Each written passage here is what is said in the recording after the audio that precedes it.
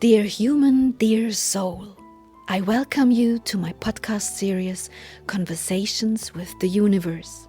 Since a near-death experience, I have the gift to communicate with subtle levels of the cosmos. The knowledge from these for us invisible forms of energy I capture in my books, and it is now a great pleasure for me to share this knowledge, these conversations, with you as a supplement to the books. Please excuse me if the terms and articulations are not perfect. Our mother tongue is German, but we try to translate it to the best of our abilities. Thank you. Today we dedicate ourselves to King Solomon, and for all attentive listeners, there was and still is an entire season just for King Solomon. We had already completely read the work, Initiation into the Wisdom of King Solomon. That means anyone who wants to delve deeper into this wisdom, this essence and these insights, the knowledge of this person from back then, is warmly invited to, of course, listen to this season. It is in my podcast here, Season 3. And today, we will still start reading the records from my first contact with King Solomon, who held a very important and significant role in this house in Abijania. Let's take a closer look at how this interview with him unfolded back then. A little bit of information about King Solomon, although of course more is recorded in the book. He was the second son, King David's, and according to biblical records, he reigned for 40 years on the throne of Israel, from 970 to 930 before Christ. Amazing, almost 1,000 before Christ. That's really a long time ago. So about 3,000 years ago, dear King Solomon lived and ruled as a human. Dear King Solomon, I begin. And when I feel you, there is so much love, and I actually get tears in my eyes. What's that? I'm so glad you reached out to me. So are those tears of joy? Yes, Sylvia. These are tears of joy. Why? People still don't understand me, and I'm so full of joy that I now have the opportunity to bring them messages through you. Shortly, a note from my side for the record here. It felt back then as if my heart was 1,000 times bigger than in my human body, and as if there was no separation between the body and the cosmos while I was talking to him. And I felt as if I were his or this energy with which I was just exchanging. And I felt it strongly in my heart or through my heart space. And it was a very interesting feeling, Heine, because in the end, and it wasn't really sadness that I felt, a very, very intense heart feeling. So I continue to ask, dear King Solomon, please tell me, where exactly in the subtle world can I reach you? You reach me on the 5th level, Sylvia. I learned from the Wise Brotherhood that the 5th level is the level of guardian energies. Is that correct? Can you say it like that? You could say that. The guards are here too, but so am I. And with me, many others. We are here to protect the energy. How do you do it? It's not easiest to explain. The energies in the cosmos have their own free will. This can sometimes create negativity. To prevent this from happening excessively, a kind of protective energy is needed. And this is here and acts from here. Do you therefore always act when negativity is increasingly created in the cosmos? That's right. So, are you also involved when people, in yet another act of unconsciousness, end up destroying themselves, like in wars or terrorist attacks or whatever else they come up with? Yes. We try to harness the guiding energy that makes it all possible. we clean it up afterwards and thus don't create too much negativity. So can we say you're dampening the resonances a bit? You could say that. Dear King Solomon, I am truly delighted to be able to speak with you now. Is it the way I'm doing it right now okay for you? Yes, it is, Sylvia. You are always there, connected to me, and that is your gift. That's why we'll be able to talk a lot more. Yes, we certainly will. May I now ask you something about your last life? I read that you were very wise in your decisions. Have you always been like this? Or did you have special teachers who imparted this wisdom to you? I've always been like this. I came to Earth and was always very connected with the worlds of subtle energies, as you say. How did you perceive people back then as a human, like in your body as a human? The people were very unaware, and I had to painfully experience this, because her words were like arrows to me. But you were a king. I mean, you definitely had it easier than someone lower in the human hierarchy, who is treated with even less respect and just vegetates like an animal. Yes, that may be true. However, even in my shift, people were not respectful and loving towards each other. Unfortunately, that's not tied to shifts, but always present. Were your parents not very loving towards you? Oh, yes. Has there been something in your life that touched you deeply? It was my mother's loving nature. She was very wise and imparted many important messages to me. She imparted them to me during my tenure.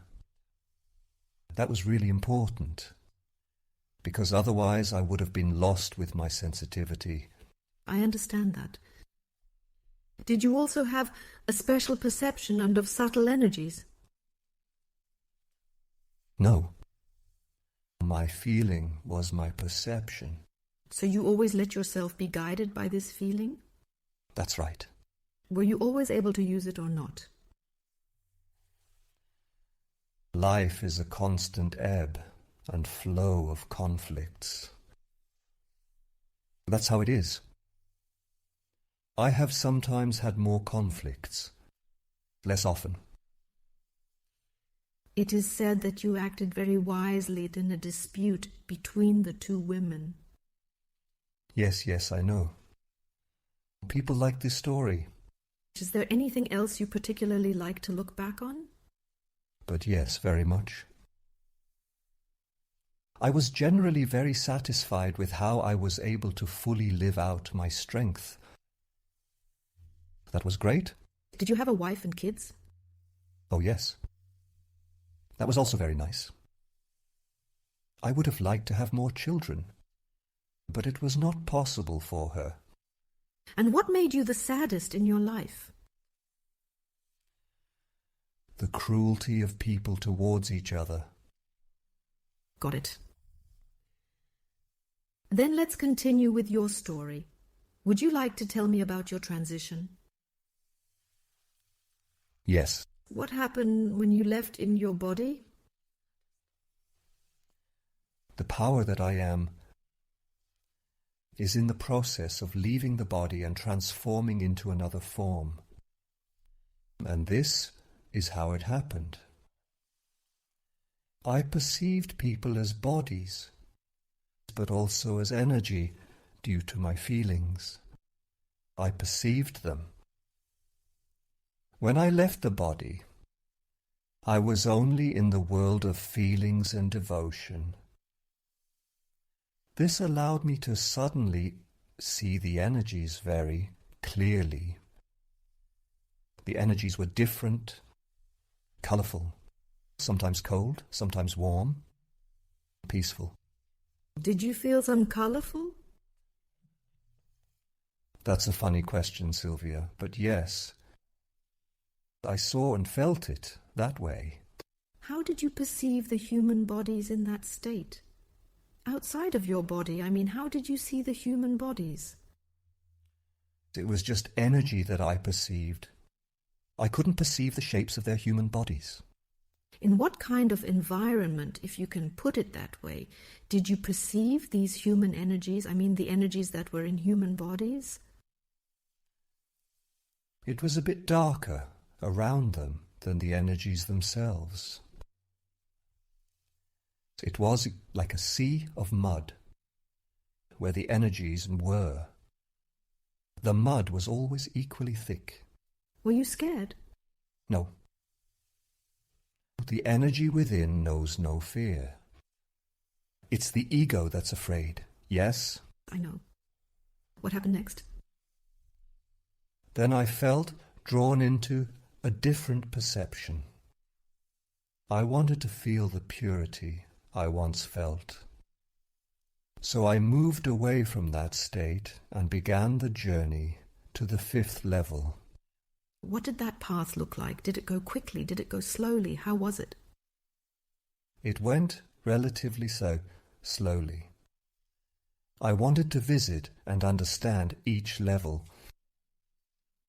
Another curious mind. Tell me more. That is, it's like flying up steps. Nice pick. I kept stopping and looking closely at what I saw. The first layer was this dark mud layer. The next layer was already lighter, and I already felt better. There were also many energies like the ones I perceived in people, but they were not surrounded by such negativity. The surroundings around them were much brighter and more positive. Did you want to communicate with them? No. Just watching. I knew where I was. And where were you, according to your knowledge? In the world of the deceased, brighter wings. Swing higher. And then? Then I went to the 2nd level, angel realm. This is where the many small light orbs come from. Oh? Yes. The balls were very lovely to look at. That was really beautiful. I enjoyed watching them. This freedom, this tranquility and joy they radiate is simply beautiful. That's the reason why people have given these spheres this designation. Angels. It's interesting, by the way, that King Solomon here, at least according to the knowledge I have today, about 10 years after this interview, referred to the white spheres as the angels. But in fact, as we have learned over the last few years, the spheres, the white spheres and the angels are actually different. The white spheres have a group consciousness and the angels have an individual consciousness. But we digress, we've already noted that long ago. I just wanted to point out here that he perceived both as one level. But dear King Solomon, please continue. What did the spheres do from your perspective? The balls, the boys moved and danced back and forth. A master would come and take them. Ah. Please come help me with my mission. Yes. Funny. How did you perceive these masters then? What did they look like? According to your theory of forms, they are oval energies. Visit the spheres. The spheres then flocked to the oval energies and followed them. Then they moved to another area. I couldn't watch that anymore. And then? Then I climbed higher again and looked around there. And what did you perceive there? I saw the masters there. There were many, many master energies. You have to imagine it like a sea of oval energies which seem large and powerful. That's impressive. I think so. Have you ever looked at how your energetic body appears in this perception? That's a good question. No, I hadn't realized that yet, that I could have a body myself. My interests were elsewhere. Were you able to communicate with these masters? The masters were very focused on directing their attention to humans and also to other beings in the cosmos. Hold on, you're saying that the masters operate on all planets and not just take care of humans, right? Correct. When can a master act, and what exactly does he do then? Were you able to learn that on this exploration journey? The masters can only act when they are called. This, in turn, happens through prayers and direct invocations. How do the masters work then?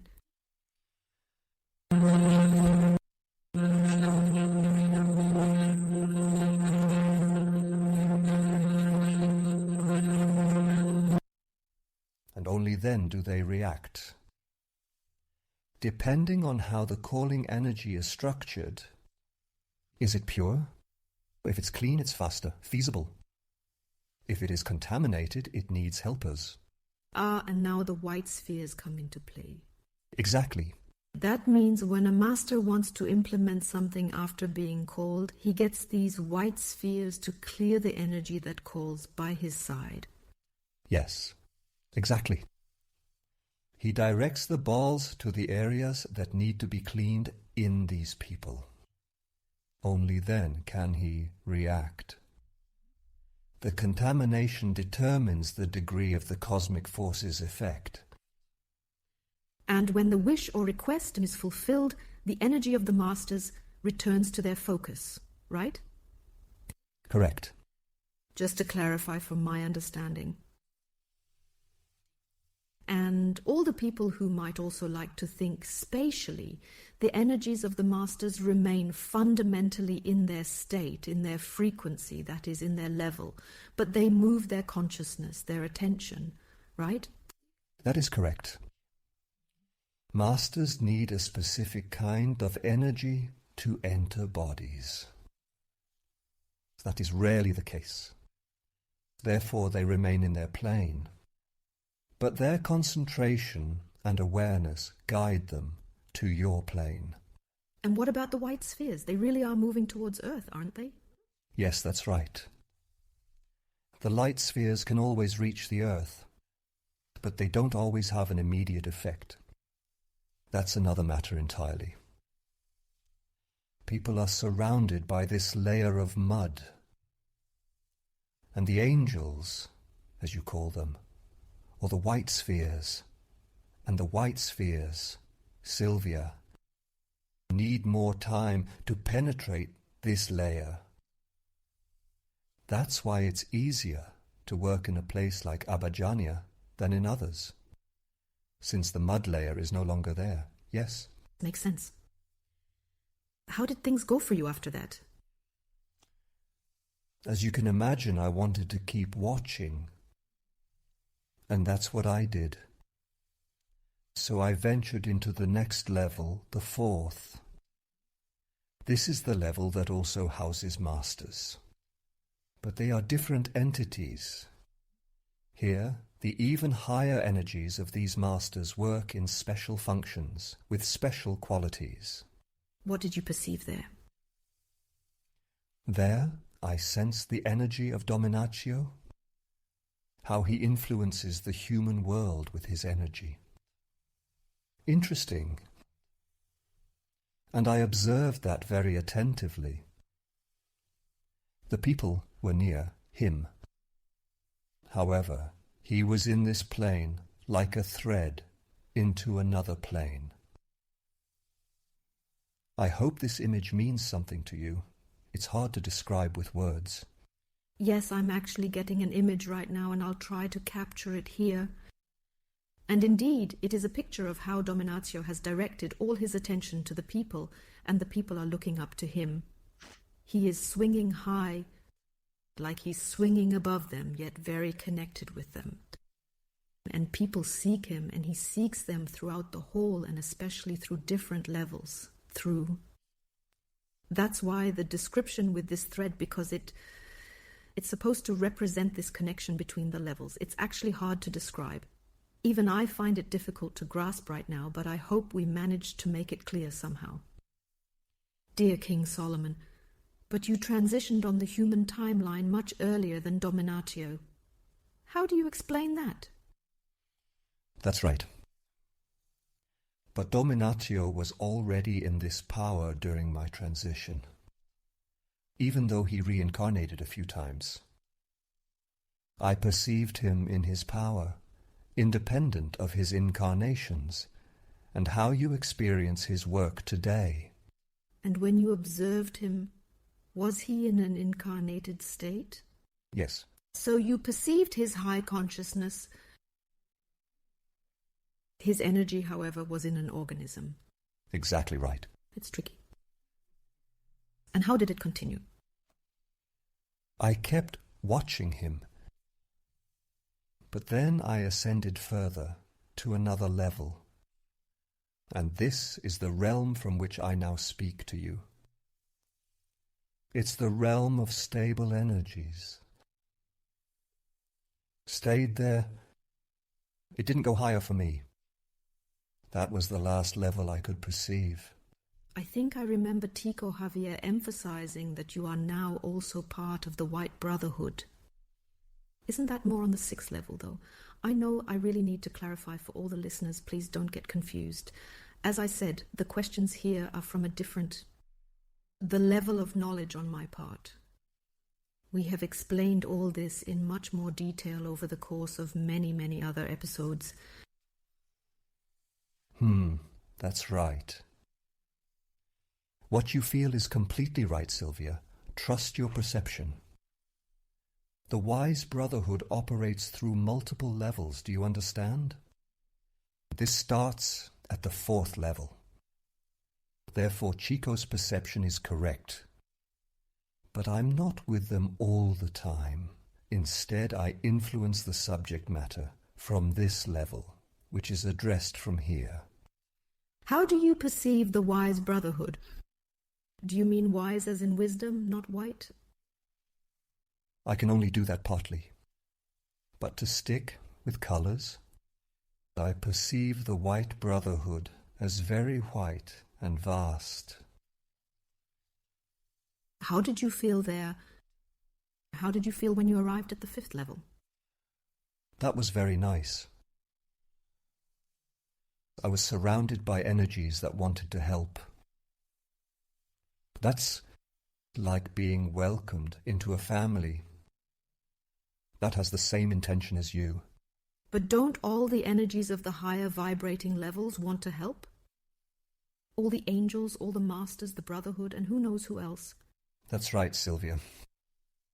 But for me, this energy was the one that suited me.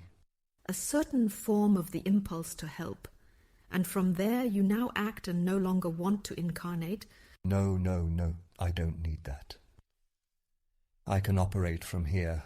I prefer that. The wickedness of people is quite a peculiar thing. Yes. I get you. Can you describe to me what it looks like where you are now? It's easy here, it's bright here, and it's beautiful here. Do you see landscapes? Yeah. I'm hesitating because the shapes are a bit different. We also have a kind of landscape, but it's more like a cloudscape. Everything is soft and light. Are there colors where you are? No, not like you know it. How many are you? Oh, we are very, very many. But that is of no relevance. Then let's take a look at Abajania now. How exactly did you become incorporated into the medium? The work in my realm, it is very responsible. I was looking for a change and wanted to visit this being again, as I found it so fascinating in its way on the other lower level. So I went to this level and saw how this being operated there. I spoke to him and he explained. He told me how he operates now. He was the institution that created the pathways to connect the workings between subtle energies and material energies. Then I watched him as he entered the medium's body. Exactly, that was Dominatio. Exactly. So you weren't the first to enter the medium's body? No. He showed me how it works for him. However, I was the first to enter his body when the medium consciously perceived it. You have to imagine it like a conversation about special communication. The energy that is domination builds bridges. That means he found the medium. He recognized him in the crowd as the expansive soul and began preparing him to open up even more. He was ready then, and I began to do the incomparison. This is the way. So, have you already worked together in this process? Indeed. Dominatio didn't have to explain to me how it works. When I saw how the medium is, he is soft and open. We use that to go inside him. How did that feel? Interesting question, Sylvia. Feeling as you know it in an organism is not inherently available to us anymore. However, it is a perception that still actually happens for us when we are in it. The energy he has is relatively easy for us to occupy. But inside him, we feel very confined. It's like being put in a stroller. And it's a bit too tight, yes. I know. What changes in your perception when you're in the medium? Good question. Good question. Very important. When I am in him, then I see the people and their energy bodies. This is the channel where I read, where the illness started. How do you see these images? Varies. One has many colors, the other one not so much. But it is always a dark color that indicates the cause of the illness. Can you also look into people's past? No.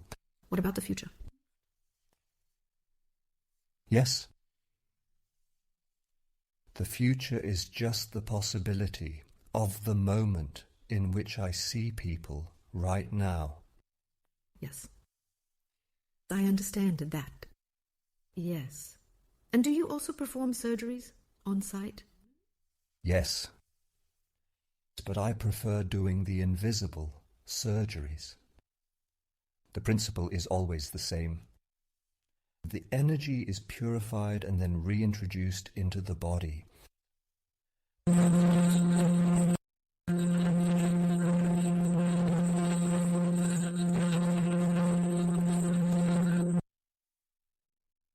It's always the same principle, you understand? The quality of the entities is always exactly right for the one who receives them. And how do you perceive the operations? The operations are like a cloud that starts to grow from the people, a light they begin to ignite. And it is a great joy for me to see that. Is there a place in the Casa area that you really like? The chapel, Can one find you there? Well, at least it's easier to call me there. The energy there is very pleasant for me.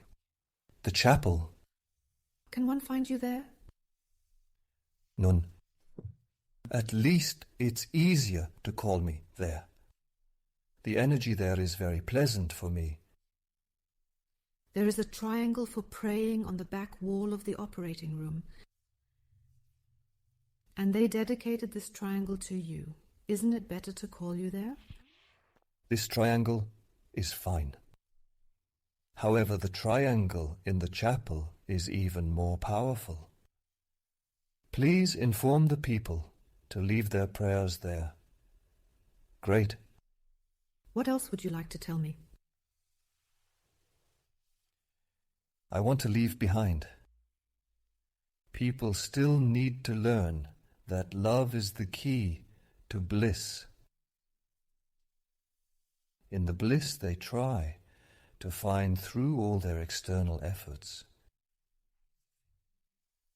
This is really important.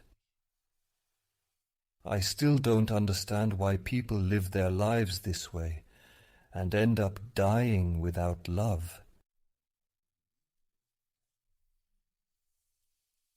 What else do you want to say? That we are always reachable for people. But we need the power of their dedication and love to truly be able to work. If a person shuts off, it is also not possible for us to work. But that too is part of the process of experience that the soul wants to undergo and has decided entirely independently by the power of free will. The transformation can only be decided within oneself, only within oneself, only within oneself. Not us. Very well summarized. How do you perceive the place, Abhijan, energetically? It is the purest energy I know in the cosmos, on a planet. Wow. Have you also worked on another planet, and how? Are they all as unconscious as humans there? Yes. The other beings are further along in their development and do not need as much assistance as humans, but still need support. Can you see if some of them are still or repeatedly visiting Earth? Yes. They are intelligent and hide their presence. That's important, so you remain undisturbed. The past has changed. It brought much misfortune to humanity when other intelligences came here. That was incorporated into cosmic laws to ensure such disturbances can no longer occur. What kind of disturbances happened? Humanity and was still very unconscious, but not contaminated. The impulses from the more intelligent beings, who were not in harmony with your consciousness, caused this. Therefore, the world you experience is a creation of the intelligences and your truth. It's not easy to explain, but you are being manipulated in any case. We are manipulated daily. Only the environment is manipulated. But how can it happen that entire planets and their peoples can be manipulated, thus not growing from themselves in accordance with cosmic laws? Sylvia, I don't know that either. I wasn't at this event. However, I know that it caused a lot of suffering in the cosmos. Got it. Because it wasn't the cosmos that created these beings, but actually beings from the cosmos, so to speak. Other minds, exactly. You said, what is your perception of the religions on Mother Earth in today's energy? That is certainly very exciting to hear from you now. Your religions are all sick at their core. It's not pleasant to watch, because in principle the approaches were all good. But the power plays of the top people, the greed for power, from them was the reason this ideology was transformed, thus creating and continuing to create negativity. The principle, the fact that masculinity oppresses femininity in these religions is something I must view with great concern, because I see how the feminine power cannot find peace within itself. What is? Their quality is. But she has to stand up against male strength, and that is wrong. The war of the sexes, as you call it, is the response to the power plays of the powerful. What can we do? A good question. I'm doing what I can, here. But I don't know how effective it is. I once perceived in a ritual how words were like real energy beings. So, I didn't just feel these words as air, but as energy bodies. These energy bodies were ultimately born from within me. Can you perhaps explain to me and the people in your own words what exactly happens when people speak, which is often the cause of many miseries? Beautiful question, Sylvia. Thanks. The energy of words is like an energy that begins to live. You create life in the energetic space. It is very, very important to know. People who think that what they say doesn't matter, they haven't yet understood what they're doing. Words are beings, and they persist until they are transformed into another form. Transformation is the only way, and those who don't know what they need to transform and that they need to transform cannot do it afterward. This is the main cause of the many, many painful arrows I have also experienced when I was human. Is there anything you miss about living in a body?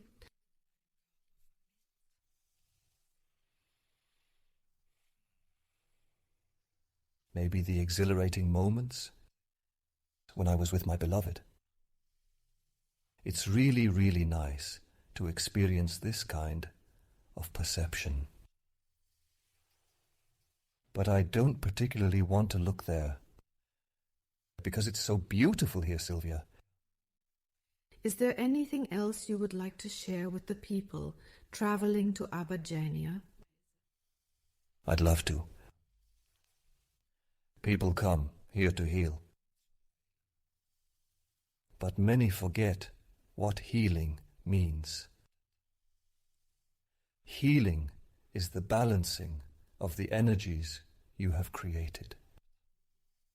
That means you have to find out where the cause was, enter this process, and then transform this energy. The tools for all these steps are all provided here. We lead you to the row. Next one's for you. Then we enter you and transform the energies when you are ready. That's all. And what is the biggest mistake people make here on site? You don't rest enough. You talk constantly, Sylvia. You talk and talk and talk. And that costs a lot of energy. They don't regenerate it this way. Silence holds the energy that's within itself. All that energy can then be used for healing, and that's important. I would strongly advise going into absolute silence, already in the hall, or staying in it. Praying can be done in silence by anyone. You don't need a stage for that. Loud praying is also fine, but the fuss around these prayers, the many pointless words, the excessive descriptions, not good. It requires attention and completely distracts from the essence of the actual devotion that is supposed to happen here. For the attentive listeners, you have to imagine it like this. In this casa, there was a large room at the entrance, this hall, where people stayed before they stepped in front of the medium and entered this meditation current. And in this hall, entertainment was provided. Music was constantly played there. People were constantly brought onto a kind of stage where, by the way, the medium sometimes performed operations directly. But it was... People were interviewed, conversations were held, definitely the exact opposite of what King Solomon is saying here. And I can only emphasize, I was there too, and it almost drove me crazy. I didn't go there to experience entertainment, but I didn't go for fun, but I also felt very strongly that this couldn't be right at all. Healing doesn't happen through such external entertainment. All right, let's continue. Dear King Solomon, do you also perceive the light spheres, I mean the white spheres, all of them? Yes, they are everywhere. The bullets are like friends. We love them. Can you communicate with them? Yes. Every energy is conscious, you know that. Yes, more or less. What makes you sad when you treat people in Abidjan? It makes me sad when I realize that some people don't even want to heal. I wonder why he traveled so far. I think almost all of you have said that so far. Tell me, what makes you happy? The blossoming and of the cloud. In the operations you do. When a person comes into their power, they also recognize negativity. On one hand, you want to help, but on the other hand, you need to protect yourself from such things, negative things. How should one do that? How is that supposed to work? How are we supposed to deal with the fact that here on earth there are so many things at once, that positivity and negativity are created simultaneously and both exist here in parallel? The question is not how many forms there are. The question is how one truly is. The answer to your question is, where there's a yes, there's a yes. Where there is a no, there is a no. The energies never lie. Energies are energies. And whoever can read them is guided by the harmony of the cosmos and will not experience or create disharmony. And how can that be translated for the business world, the professional realm? That's very simple. People who take advantage are not friends. These energies should be viewed from a distance and not with devotion. Devotion, however, is for all those who are loving and act with love. That's all. The lessons of love are manifold. I would love to teach them to you, but I need a lot of time for that. Please keep contacting me, and we will discuss it further.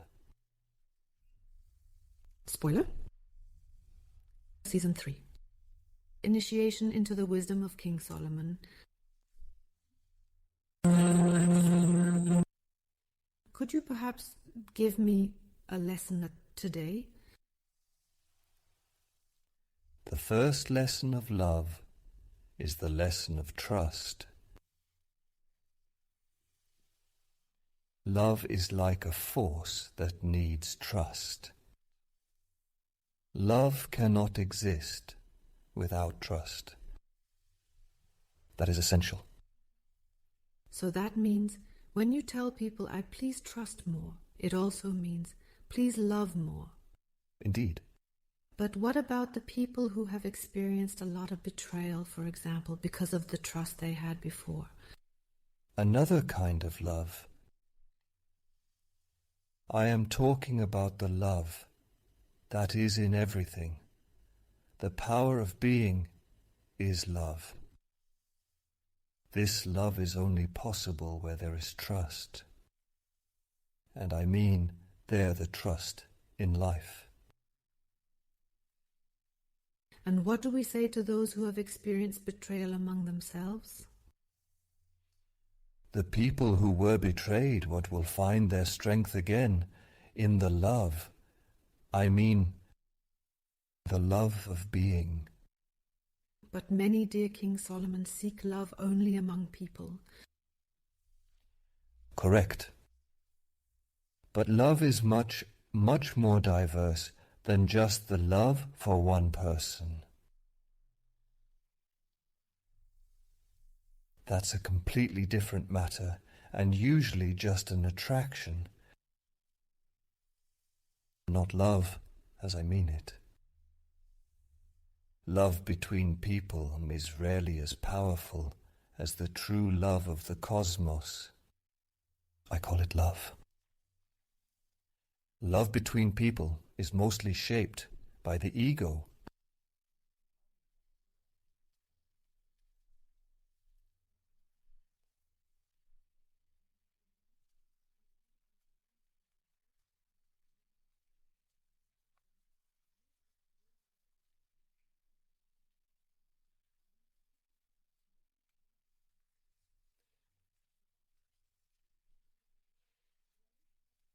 To experience that and delve much, much deeper, to get many, many more details from him about his story, his wisdom, his life, and his impulses, his wisdom impulses, you are welcome to listen to Season 3, Initiation into the Life Wisdom of King Solomon.